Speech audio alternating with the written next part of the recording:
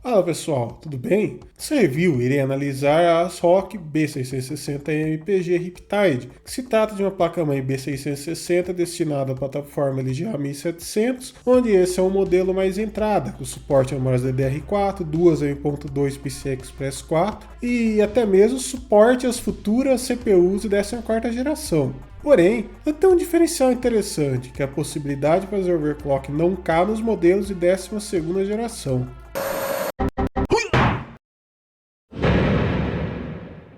Respeito da caixa, na parte da frente consta um brasão da série PG Riptide, além do modelo da placa e alguns destaques, tipo o Polychrome Sync, suporte aos processadores de última geração, enquanto na traseira existe uma tabela com as especificações, detalhes do VRM, IO Shield pré-instalado, gerador de clock e do kit de acessórios que acompanha o produto, temos cabo SATA, folheto de garantia, manual, parafusos para Z.2, DVD de drive e um tubo de pasta térmica, provavelmente foi um brinde do vendedor. Em relação ao visual da placa, ela é bastante elegante, com o PCB preto junto aos robustos dissipadores empregados pelo ASRock no VRM e no M.2, além do painel traseiro integrado. Sobre o layout do PCB, no geral a ASRock fez um bom trabalho nessa placa, posicionando de forma adequada a M.2 principal, as portas SATA e os fan readers, que são 5 estão distribuídos de maneira inteligente pelo PCB, e um slot M.2 para a instalação do Wi-Fi,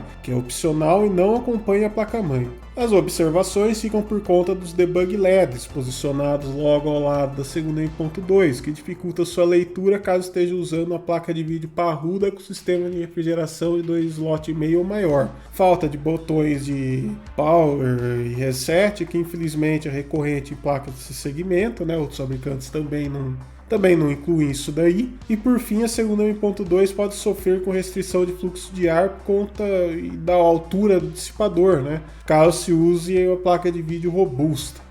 Respeito do armazenamento, ambas M.2 são PCI Express 4.0 com 4 pistas. Além dela, existem também 4 portas SATA com suporte a RAID 0, 1 e 10. O codec de áudio utilizado é o veterano Realtek LC897, qual é um velho conhecido nosso, sendo encontrado em várias outras placas que foram testadas aqui no canal, no site, né? Sobre a LAN, ela é de 2,5 GB e usa o chip Realtek RTL 812BG.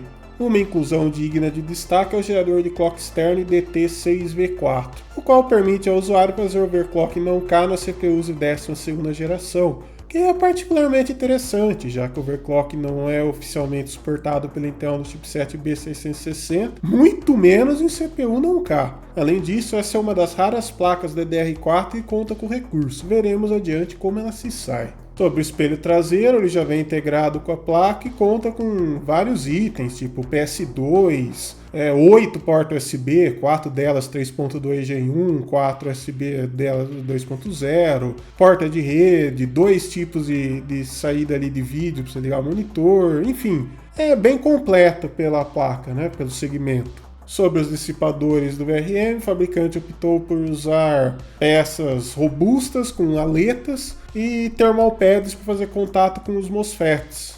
Já para a M.2 foi utilizado na chapa de alumínio sem aletas como dissipador, qual vem com um thermal pad para fazer contato com o SSD, troca de calor.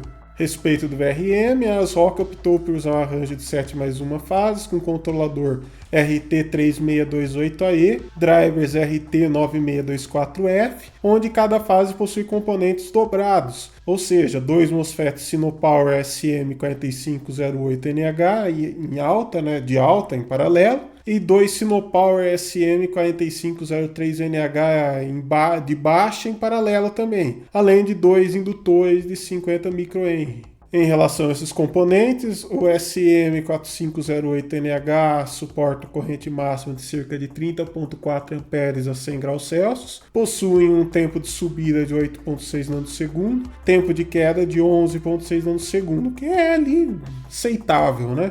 Enquanto os SM4503NH, que são os de baixa, apresentam RDS-on de 3 miliohm, né? Que não é ali algo tão brilhante, mas por ter 2 componentes em paralelo, esse valor é reduzido a decentes 1,5 miliohm, né? A respeito da dissipação de calor das fases do VCore, com o i5 12600K ou 13600K em estoque, o que dá ali cerca de 165 watts em load. O VRM deve dissipar cerca de 11 watts, enquanto com 12900K ou 13900K com overclock ou MCE-on, que dá lá seus 300 watts, a dissipação fica próxima ali dos 25 watts. Veremos adiante se esse conjunto deu conta do recado para essas configurações. Já sobre o Wi-Fi, a sua interface é bem elaborada, com visual bastante similar encontrado nas outras placas-mãe das ROG, que já passaram aqui pelo nosso crivo, né? Exceto que essa possui um skin da série Phantom Game. Em relação aos ajustes de tensão disponíveis, vocês podem ver aí na tela uma tabela contando o máximo que cada ajuste ali permite, né? E óbvio, o ajuste que tem disponível na última versão de BIOS até a data do teste, né? É necessário ressaltar que as CPUs non-K possuem ajuste de VCSA, qual a Intel limitou apenas as CPUs K. Isso implica em limitações na frequência máxima de memória dessas CPUs, especialmente usando Gear One. Ou seja, essa não é uma limitação da placa-mãe, sim algo imposto pela Intel. Além disso, a ASRock oferece um software chamado Phantom Game Tuning, que permite ao usuário usar perfis de operação automatizados, fazer ajuste de overclock, frequência e tensão diretamente via sistema operacional, além de permitir o ajuste das curvas de fan e informações de sistema.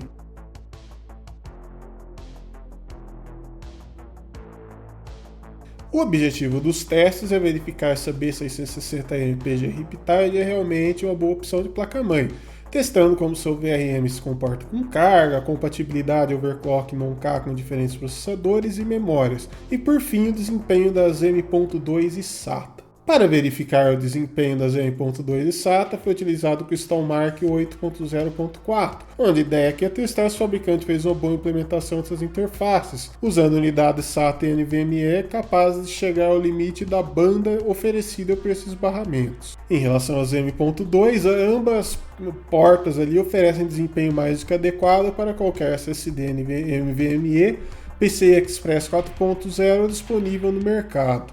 Já nas portas SATA, igual às M.2, né? Também foi possível chegar ao limite delas, com todas as quatro apresentando um desempenho muito próximo, né? Como dito anteriormente, um dos grandes diferenciais dessa placa é o fato dela ter um gerador de clock externo, qual permite fazer overclock em CPUs de 12ª geração, incluindo os non-K. Isso é especialmente interessante, pois apesar de estarmos chegando na 14ª geração da Intel, boa parte dos modelos non-K mantiveram especificações similares. Por exemplo, o i3 12100F e o i3 13100F tem uma diferença de 200 MHz a mais no boost em favor do modelo mais recente. Porém, nessa placa, o antigo é mais negócio porque dá para fazer overclock não K nele, né? Ou seja, dá para empurrar ele além dos 5 GHz sem muitas dificuldades, o que não é possível na 13ª geração em diante. Apesar de usar o mesmo die, a Intel limitou a nível de firmware, né? A primeira observação é com relação às BIOS, ao contrário da ASUS, que removeu das versões mais recentes a funcionalidade de overclock não K das suas placas D690 com recurso. A postura da ASRock foi diferente, mesmo ao usar a BIOS P8.04, que é a última, né, até o presente momento, está disponível para esse modelo. A funcionalidade está disponível e funciona. Contudo, é necessário destacar que alguns ajustes foram removidos em relação às versões mais antigas. Por exemplo, o menu lá que permitia alterar o VCSA em chips K e algumas opções cujo ajuste faz necessário para atingir BCLK acima de 130, o que é considerado alto. Dito isso, a recomendação que se usar uma CPU de 12ª geração e quiser explorar todo o potencial do overclock não K, pode ser interessante manter uma versão de BIOS mais antiga, da P6.02 e anterior. Recomendações à parte, usando o G7400 é possível além de 150 MHz de BCLK após uma série de ajustes, onde 149 MHz podem ser considerados estáveis e suficientes para empurrar praticamente qualquer chip de 12ª geração acima dos 5 GHz. Em relação às memórias, para as DDR4, a falta de ajuste de VCSA nos chips non-K limita bastante a frequência máxima com Gear One, que fica entre 3.400 e 3.600 MT/s, indo além nos exemplares K. Contudo, com Gear 2, o VCSA geralmente não é um problema, porém, é necessário usar frequências de memória bem mais altas para compensar a latência, de forma que se você tiver módulos equipados com chips Hynix DJR, pode ser interessante ajustar para além dos DDR4 4800, algo que conseguimos com sucesso em relativa facilidade, obtendo desempenho satisfatório até mesmo no Y-Cruncher, que é muito dependente do subsistema de memória. Para verificar a temperatura do VRM, foi instalado um termopar tipo K com thermalpad grudento na parte de trás da placa, logo abaixo das fases, né? Igual vocês podem ver aí na foto, na tela, né? Foi utilizado o Blender renderizando a demonstração Classroom por meia hora, utilizando a HWINFO para monitorar e gravar o log dos sinais vitais do sistema durante o teste, além de usar o Elmore Labs KTH-USB para fazer o log dos dois termopares, onde o 1 é localizado na parte superior e o 2 mais na lateral da placa, contemplando as duas áreas no VRM. É importante salientar que esses testes foram realizados em bancada aberta e que a temperatura ambiente no gabinete costuma ser maior, a depender do hardware utilizado, projeto de ventilação do case e da própria temperatura da sala onde o computador está localizado. A B660M PG Riptide não teve problemas nem mesmo para levar o 12900K com overclock travado em 5 GHz ou MCE ligado, com limites de corrente desativados, ambas situações que puxa a CPU para casa dos 300 watts em load. Contudo, é necessário deixar claro que o delta de temperatura foi bastante elevado, com o VRM atingindo temperaturas acima dos 100 graus Celsius para um ambiente de 30 graus Celsius, que indica se você pretende puxar 300 watts dessa placa, adicionar fluxo de ar na região do VRM é uma ideia excelente, para não dizer obrigatória. Agora, se a ideia não é explorar esses limites, usando mesmo 12900K ou 13900K com MCE ativado, ou talvez a CPU mais modesta, com consumo na casa dos 165 watts, que daria um 12600K, 3600K, ou algum CPU até mais humilde, né?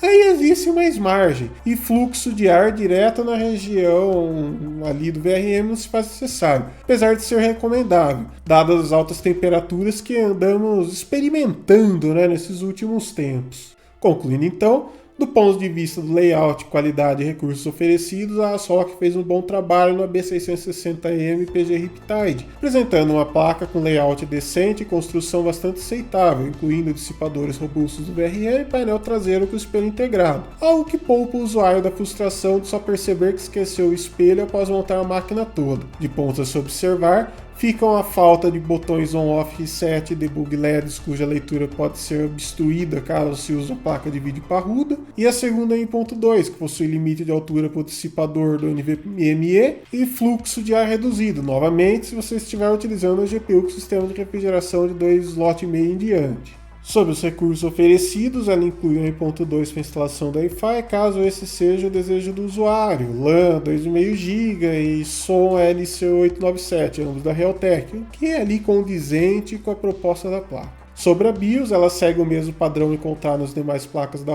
ASRock que testamos anteriormente, o que é uma excelente notícia, já que o fabricante fez um trabalho decente com a interface e usabilidade do Wi-Fi. Sobre os ajustes disponíveis, são suficientes para a maioria dos usuários a nível de uso diário. É importante ressaltar que se for fazer overclock não cai em uma CPU de 12ª geração e não pretende fazer upgrade, pode ser interessante testar as BIOS mais antigas, já que algumas opções foram removidas nas últimas versões, ainda que a funcionalidade de overclock continue intacta. No que diz respeito ao overclock via BCLK, foi possível atingir até mesmo superar os 149 MHz de BCLK, o que deve ser suficiente para chegar ao limite do uso diário de qualquer CPU de 12ª geração, atingindo e superando 5 GHz com relativa facilidade. É importante destacar que os modelos non-K não possuem ajuste de VCSA liberado pela Intel, o que pode restringir o overclock de memória usando Gear 1. Sobre o VRM, o arranjo de 7+1 fases com componentes dobrados, aliados ao robusto dissipador, resultaram em desempenho térmico aceitável, com a placa dando conta dos 300 watts exigidos até mesmo pelo Core i9 com overclock ou MCE11 sem limite de corrente, ainda que nesse caso seja interessante recorrer à ventilação forçada no VRM. Leia-se o famoso fuzz soprando na região. Mas se a ideia for usar uma CPU um pouco mais mansa, ou mesmo i9 respeitando as especificações de fábrica, ainda tudo tranquilo, com a B660 MPG Riptide mantendo a temperatura do VRM em níveis seguros nessa situação. Em relação ao preço, essa placa pode ser encontrada por cerca de R$ 760 no AliExpress, que é um preço bastante convidativo diante do apresentado aqui nesses testes, especialmente se a ideia for explorar a funcionalidade do overclock não K, algo que está restrito a poucos modelos, logicamente esse é um deles. É claro que essa também é uma boa placa para aqueles que pretendem usar seu overclock, contudo, nesse caso, ela se encontra ao nível similar da concorrência, tanto em qualidade de construção como recursos oferecidos. Apenas é necessário se atentar aos eventuais problemas que podem ocorrer na compra de produtos importados como esse. A possibilidade da mercadoria ser taxada, demora na entrega e a garantia ser uma incógnita. Gostou do vídeo? Deixa aí o seu like e se inscreve no canal para fortalecer. Então, falou e até a próxima!